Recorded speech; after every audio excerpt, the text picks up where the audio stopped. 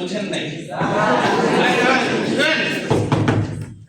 আমি বলেছি বুঝেছেন, বুঝেছেন ঝ। অনেকে বলে বুঝেছি, বর্গীয় জ দিয়ে বলে। কি দিয়ে বলে? ঝ এবং বর্গীয় জ মিক্স করে। দেখেন আরবিতে যেমন আছে এক হরফের জায়গায় আরেক হরফ পড়লে অর্থ পরিবর্তন হয়, বাংলাতেও তেমনি আছে যে একটি অক্ষরের জায়গায় আরেকটি অক্ষর উচ্চারণ করলে অর্থ কি হয়? পরিবর্তন হয়। যেমন আমি বললাম আপনারা বুঝেছেন, বুঝেছেন। আপনি যদি বলেন আমি বুঝেছি, বর্গীয় জ দিয়ে বলেন, ঝ দিয়ে না বলে বর্গীয় জ দিয়ে বলেন। বোঝা মানে কি? বন্ধ করা। বোঝা মানে আমি বুঝবো।